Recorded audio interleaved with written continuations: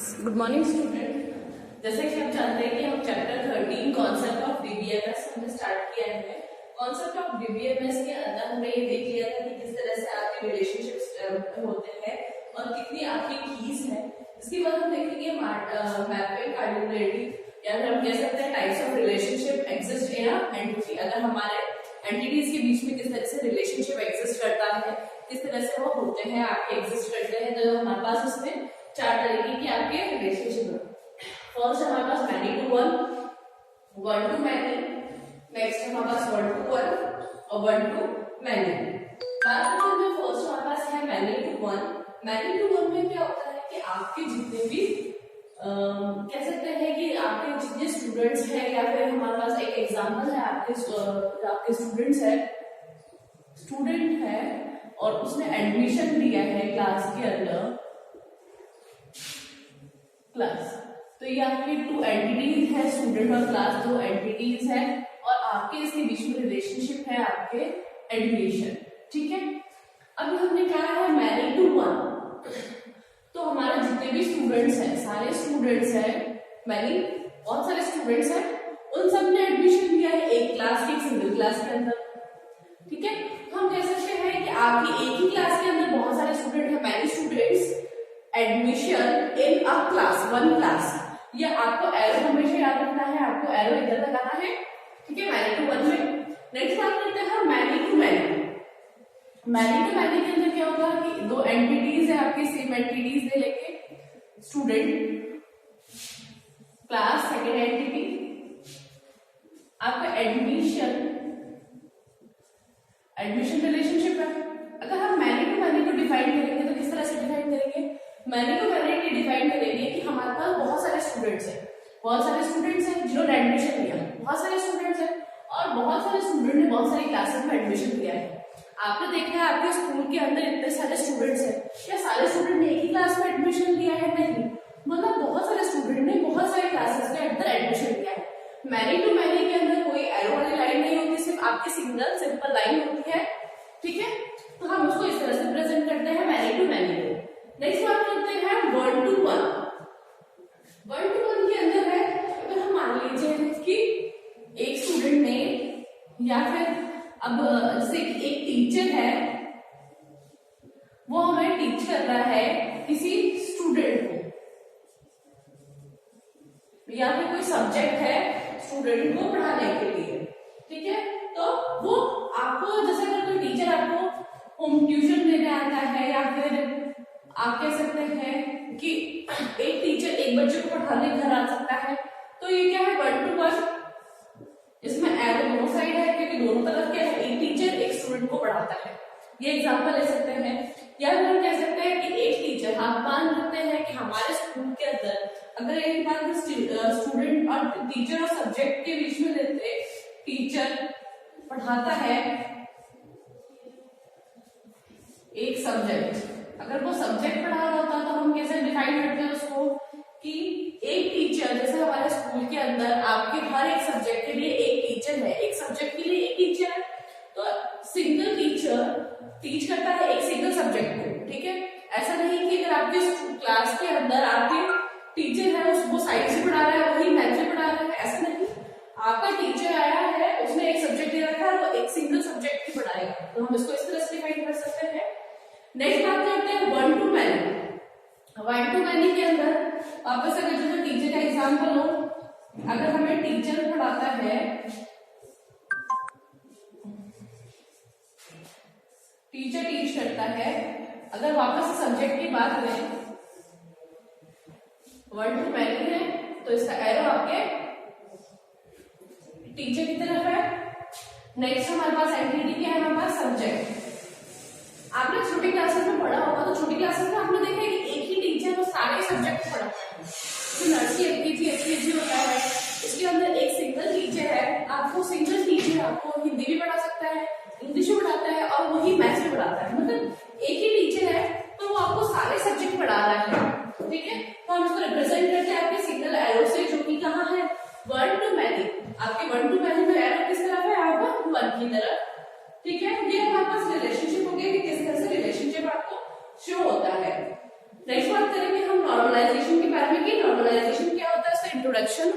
कौन से तरीके के नॉर्मलाइजेशन है हमारे पास। सो हम बात कर रहे थे नॉर्मलाइजेशन के बारे में कि नॉर्मलाइजेशन क्या होता है। नॉर्मलाइजेशन क्या है, हमारे पास एक ऐसा प्रोसेस जो हमारे टेबल्स को स्प्लिट करता है और उसको एक नई टेबल्स अरेंज करता है। जैसे कि हमने बात करी थी, हमारा डाटाबेस है वो किस फॉर्म में होता है, हमारा टेबल फॉर्म में होता है। हम जानते हैं कि हमारे पास डाटा रिडंडेंसी मतलब हमारे पास जो रिपीटेशन होती है, आपकी डुप्लीकेसी होती है, वो हमारे टेबल्स में भी आती है। तो डुप्लीकेसी होती है, उसको रिमूव करने के लिए हमारे पास नॉर्मलाइजेशन के मेथड्स है। हमारे पास किस तरह से, हमारे पास इसकी डेफिनेशन है, it is a process of splitting table into pieces in order to simplify relationship among data elements in a record. तो हमारे ये कैसी टेक्निक है जिससे हम हमारे टेबल्स को क्या करते हैं, स्प्लिट करते हैं। मतलब एक टेबल बनी हुई है, उसको टू टेबल्स में, टू आइडेंटिकल टेबल्स के अंदर हम उसको स्प्लिट करते हैं ताकि हमारे पास जो डाटा रिडंडेंसी होती है, या तो हम उसको बिल्कुल खत्म कर सके, या फिर हो सकता है कि अगर वो खत्म ना हो, डाटा रिडंडेंसी में खत्म ना हो सके, तो कम से कम वो रिड्यूस हो जाए, कम हो जाए, रिडंडेंसी हमारे कम हो जाए। इसके हम मानते हैं कि हमारे पास जो डाटा रिडंडेंसी होती है उससे हमारे पास बहुत सारी प्रॉब्लम्स होती है। प्रॉब्लम्स मतलब हमारे पास क्या है, एनॉमलीज है। और इस तरह से हमारे पास अगर बहुत सारे अगर हम ये कहते हैं कि हमने ये जो डाटाबेस में करा है कि एक बेड डिजाइन है डाटाबेस का, क्योंकि हमने यहाँ पे क्या किया है, आपकी जो भी है रोल नंबर है, name, address, age, phone number, class, ये सब चीजें क्या हमने बार बार लिखना पड़ रहा है। ये तीनों कॉलम सेम है, सब बार बार हमने लिखा है सिर्फ इसलिए क्योंकि एक सब्जेक्ट के लिए, जैसे एक ही स्टूडेंट है उसके पास 3 सब्जेक्ट है, हिंदी, मैथ्स और साइंस। इन तीनों सब्जेक्ट को आपको आइडेंटिकली बताने के लिए उस पर्सन के पास या सब्जेक्ट है, उसके लिए हमने क्या है, इतनी सारी चीजों को हमें बार बार लिखना पड़ा। तो ये क्या हमारे पास रिडंडेंसी है। हमारे पास रिडंडेंसी 2 तरीके की है कि हमारे पास एक तो होती है रो साइड, रो वाली रो, और एक है हमारे पास कॉलम। 2 तरीके की रिडंडेंसी। रो में मतलब हमारे पास जितनी भी रोज हैं उसमें सारी सेम, जैसे यहाँ पे 101 हरीश, एज अजमेर, 101 हरीश, 10 अजमेर, 101 हरीश, 10 अजमेर। तो हम ये मानते हैं कि हमारा ये क्या है, आपके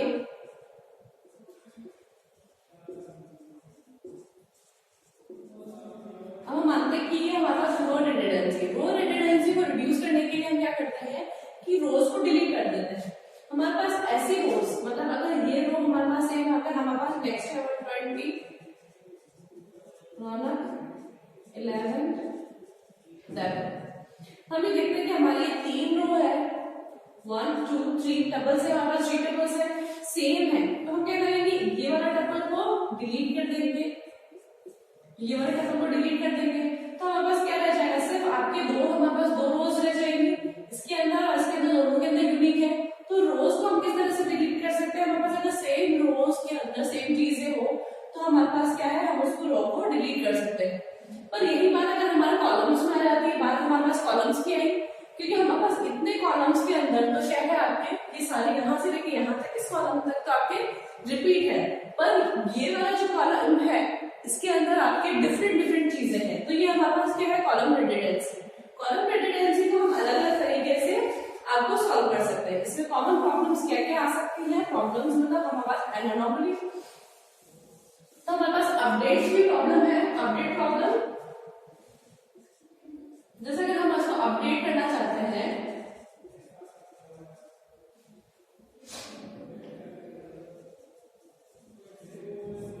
तो क्या करेंगे, अगर हमें किसी स्टूडेंट का रिवाइज करना है, किसी स्टूडेंट के रिकॉर्ड को रिवाइज करना है, तो अगर उसके हमारे चेंजेस करने पड़ेंगे, तो हम अपडेट करेंगे।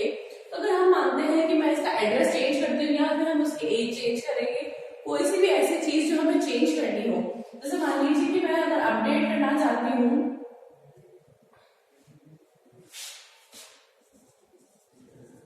अपडेट फ्रॉम स्टूडेंट टेबल है ना, update from student where address हमारे पास क्या है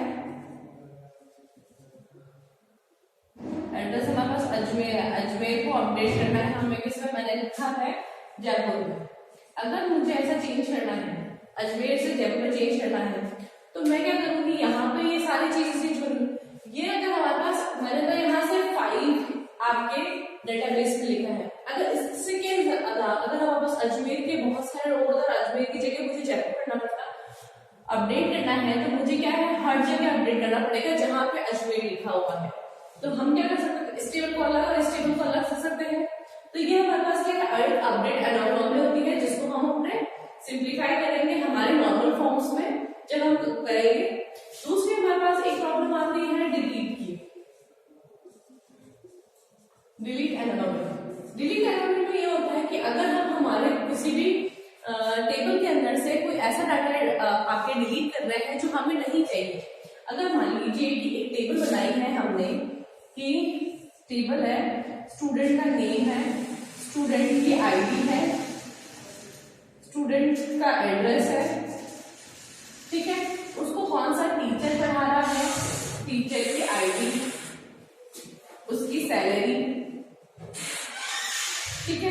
अगर ये मानते हैं कि ऐसा कुछ कोर्स है, तो नेम हमारे पास जैसे ए नेम है, आईडी हमारे पास 1, एड्रेस हमारे पास है अजमेर, एक टीचर है उसको पढ़ा रहा है, ठीक है, उसकी आईडी है 101, उसकी सैलरी है 6000, ठीक है। बी हमारे पास है, ए है, उसकी स्टूडेंट आईडी 01 अजमेर, उसका दूसरा टीचर पढ़ा रहा है,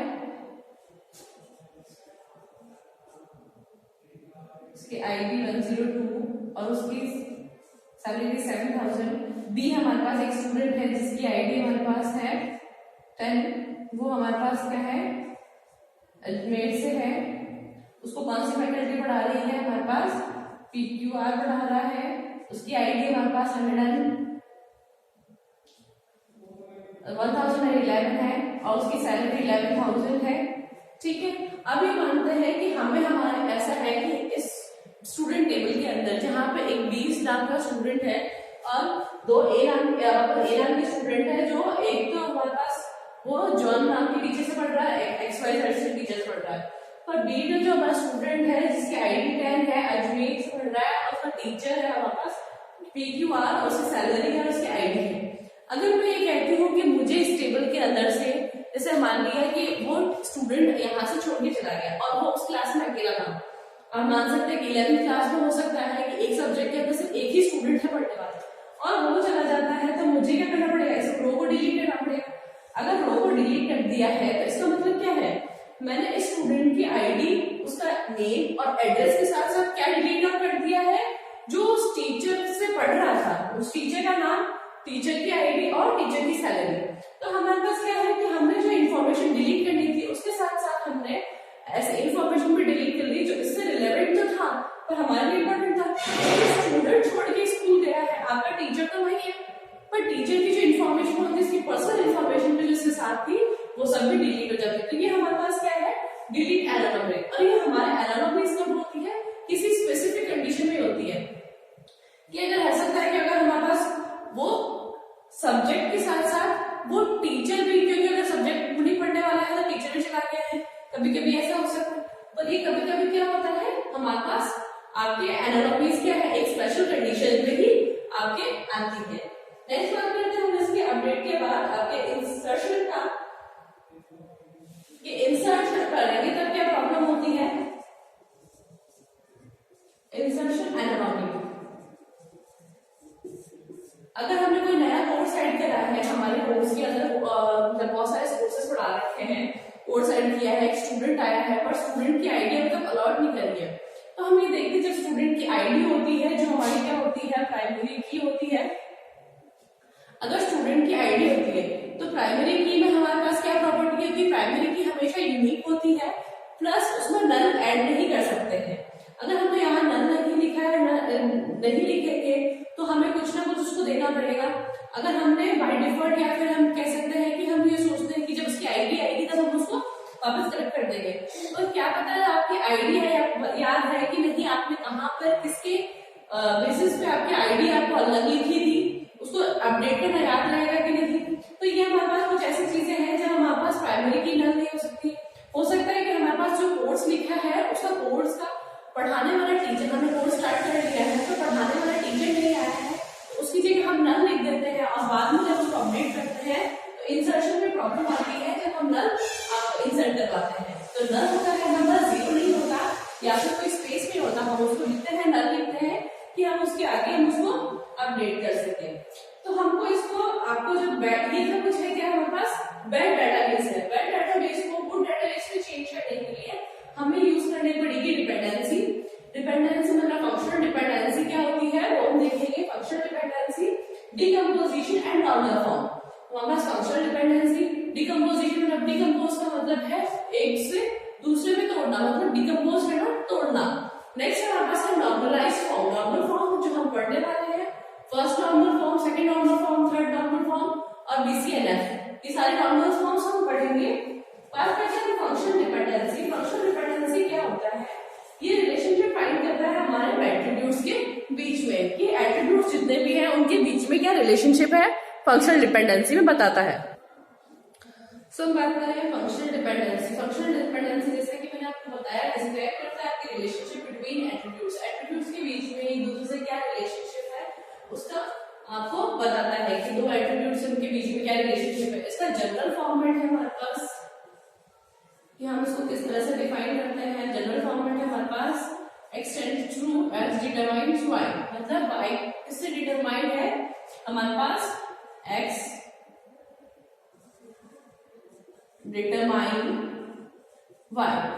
y से क्या हमारे पास x से हम क्या है y को डिफाइन कर सकते हैं या उसको डिटरमाइन कर सकते हैं, उससे उसके बारे में पता कर सकते हैं। तो हम कह सकते हैं कि x क्या है डिटरमाइन होता है y से, या फिर हम कह सकते हैं y is determined by x, या फिर हम क्या कह सकते हैं और y is determined by x। ठीक है, x डिटरमाइन कर सकते हैं y को या फिर y डिटरमाइन हुआ है x से। ठीक है, जैसे कि हम एक एग्जांपल ले लेते हैं हमारे पास, जैसे स्टूडेंट आईडी है, स्टूडेंट आईडी है, स्टूडेंट नेम है, स्टूडेंट आईडी है 1 2। अगर हमने मान लिया कि हमारे पास दो नेम है, ठीक है, अभी हम मानते हैं कि हमारे पास ये x और ये y मान लीजिए। ठीक है, तो ये जो डिटरमाइन हुआ है वो मतलब डिपेंड है किसी पे। तो हमने यहाँ देखा कि x जो नेम है, जो हमारे पास स्टूडेंट का नेम है, दोनों में क्या है राम राम है। हो सकता है कि एक ही क्लास के अंदर एक नाम के दो स्टूडेंट हो, इवन सरनेम भी सेम होते हैं कभी कभी। तो ऐसा हम देखते हैं कि क्या स्टूडेंट, अगर हम इस क्लास में हो तो हम देख सकते हैं कि कौन सा स्टूडेंट है जिनका सेम नेम है, हम चेक कर सकते हैं।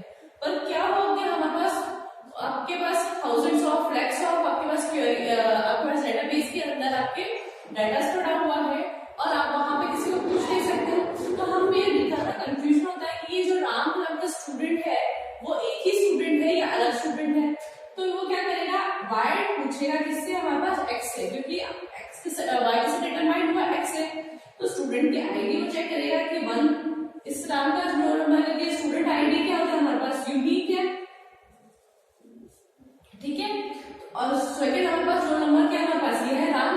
तो हमारे पास हम ये कह सकते हैं कि दोनों आईडीज अलग है, तो इसका मतलब है ये जो स्टूडेंट भी अलग है। या फिर हम कह सकते हैं, अगर हम ये भी मानते हैं कि स्टूडेंट आईडी है, एक स्टूडेंट नेम है, फिर हम मान लेते हैं कि ये राम। वापस से दूसरी कंडीशन अगर हम चेक करना चाहें कि जो दो राम नाम के स्टूडेंट है और हम चेक करना चाहें कि ये एक ही है कि अलग, वापस से चेक करेंगे स्टूडेंट आईडी के अंदर दोनों के अगर रोल नंबर सेम है, इसका मतलब है कि हमारे पास क्या है, गलती से आपके डाटा मतलब हमारे पास गलती से एक राम नाम का स्टूडेंट है जिसके बारे में हमने 2 बार डिटेल्स लिखी है। तो हम इसको आपको क्या है, आपको डिलीट कर सकते हैं इसको। ठीक है, पर अगर हम ये मान के चलते हैं कि दोनों अलग अलग है, हम इसको रिडंडेंसी कैसे रहने देंगे। और अगर दोनों साथ में है तो हम एक सोचते हैं कि दो अलग अलग है, पर वो एक ही है, तो रिडंडेंसी को हमने रहने दिया है। तो हमेशा हम क्या चेक करते हैं, हमारा y सबसेट है हमारे पास x का। ठीक है, x का सबसेट कौन सा है, y है। तो हम उसको डिफाइन कर सकते हैं कि स्टूडेंट आईडी से हम चेक कर सकते हैं कि वो वैलिड है कि नहीं है। इसमें वैलिड और इनवैलिड के अंदर दो तरह के हैं, ट्राइबल और नॉन ट्राइबल। ट्राइबल और नॉन ट्राइबल। ट्राइबल में क्या होता है, हमेशा हमेशा वैलिड ही होता है, और नॉन ट्राइबल के अंदर ये ऐसे केसेस को चेक करना पड़ता है। 4 केसेस में हमें चेक करना पड़ता है, ठीक है। आपके बुक्स में इतना डिटेल में नहीं है। आज हम बात करते हैं हमारे पास रिफ्लेक्सिव किस तरह से होता है फंक्शन आपके, ठीक है। रिफ्लेक्सिव होता है अगर हमारा y is subset of x। हमने अभी बात करी है कि हमारा जो y है सबसेट है x का, तो हम कह सकते हैं इसको x tends to y, x determines by y। Augmentation होता है अगर हमारा x y से है, तो अगर हम उसके अंदर कुछ और ऐड कर देते हैं, अगर मान लीजिए कि हमने मान लिया कि हमारा स्टूडेंट आईडी के साथ हमने एक और नाम ले लिया कि स्टूडेंट आईडी है, स्टूडेंट नेम है, स्टूडेंट का एड्रेस मान लिया, ठीक है। और इस तरफ भी हमने स्टूडेंट का एड्रेस है, तो इस आईडी के साथ हम इसको नेम को रिलेवेंट करते हैं यहाँ स्टूडेंट के आईडी के साथ एड्रेस में। अगर हमारे पास आईडी है तो एड्रेस भी मिल जाएगा, यहाँ एक आईडी है तो ये हमें एड्रेस मिल जाएगा। और अगर हमारे पास नेम है, नेम से आईडी मिल जाएगी, नेम से हमें एड्रेस भी मिल जाएगा। तो हम कह सकते हैं अगर हमारा x y का y सबसेट है x का, और हम उसमें कोई एक एक्स्ट्रा चीज ऐड कर देते हैं, मतलब हमने दोनों साइड y ऐड कर दिया है, तो उसके मीनिंग में कोई फर्क नहीं है, हम उससे भी हमारे पास वो सबसेट निकाल सकते हैं। नेक्स्ट हमारे पास ट्रांजिटिव, जो कि हमारे लिए इंपॉर्टेंट है। अगर हम कहते हैं x टेंड्स टू y, मतलब हमारे पास x का सबसेट क्या है y का सबसेट है z, तो हम ये मानते हैं कि x से डिटरमाइन हुआ y से डिटरमाइन है z, हम ये कह सकते हैं x से z में डिटरमाइन हुआ है, ठीक है। वैसे जैसे मैंने आईडी से नेम और नेम से एड्रेस निकाल सकती हूँ। अगर मुझे नेम पता है तो मुझे एड्रेस भी पता होगा, क्योंकि हमने आईडी से क्या है उसका नेम निकाला और नेम से मैंने एड्रेस निकाल लिया, तो यही है। तो मैं आईडी से भी एड्रेस निकाल सकती हूँ, ये हमारा ट्रांजिटिव प्रॉपर्टी है। नेक्स्ट है हमारे पास यूनियन प्रॉपर्टी। अगर मैं कहूँ कि x का सबसेट है y, एक सेट है y और एक सेट है z, x के 2 सेट बनाए हैं y और z, मतलब एक टेबल के 2 टुकड़े किए, ठीक है। एक टेबल है जिसके 2 टुकड़े करे हुए हैं और दोनों का यूनियन, मतलब दोनों को साथ में लेकर आएंगे तो वो भी उसका सबसेट है, मतलब उसका सेट है। डिकम्पोजिशन में क्या होता है कि हमारे पास अगर x सबसेट, x से हम डिटरमाइन कर सकते हैं y और z को। अगर मैंने कहा कि x से मैंने डिटरमाइन किया है y और z को साथ में डिटरमाइन किया, तो मैं x के साथ मैं एक सिंगल y को भी बता सकती हूँ, x से मैं एक अकेला y भी निकाल सकती हूँ, और x से मैं आपका z भी सबसेट बना सकती हूँ, ठीक है। पर डिकम्पोजिशन में एक और चीज है जो आपको ध्यान रखनी है। डिकम्पोजिशन में हमने ये बात करी है कि x से हमने y निकाला और x से हमने z भी फाइंड आउट कर लिया, पर ऐसा नहीं हो सकता है x से y z tends to x, तो हम या ऐसा नहीं कह सकते हैं y से हमने x और z से हमने x कर लिया। ये वाली जो चीज है वो आपकी वैलिड नहीं। क्यों? क्योंकि जो लेफ्ट हैंड साइड है, हमारा जो लेफ्ट हैंड साइड है उसको डिकम्पोज नहीं कर सकते, ठीक है। लेफ्ट हैंड साइड को डिकम्पोज नहीं कर सकते हैं। बात करते हैं हमने कॉम्बिनेशन की। कॉम्बिनेशन में है हमारे पास जैसे x से हमने y को सबसेट बनाया और z से हमने एक सबसेट बनाया w, तो जो लेफ्ट हैंड साइड थे उनको साथ में रखा xz, और राइट हैंड साइड वालों को एक साथ रखा। हम कह सकते हैं xz से हमने क्या निकाल सकते हैं, yw भी निकाल सकते हैं, तो ये हमारा भी एक सेट हो जाता है। ये हमारे फंक्शनल डिपेंडेंसी में है। कुछ पॉइंट्स है आपकी बुक में नहीं है, पर आपको जैसे पढ़ने के लिए ट्रांजिटिव और डिकम्पोजिशन आपको ध्यान में रखना है, ठीक है। इसके बाद हम बात करेंगे हमारे नॉर्मलाइजेशन के बारे में, और हमारे पास जो नॉर्मलाइजेशन फॉर्म्स है वो हमारे first normalization, second normalization, BCNF है, तो हम हमारे नेक्स्ट वीडियो में डिस्कस करेंगे। Thank you.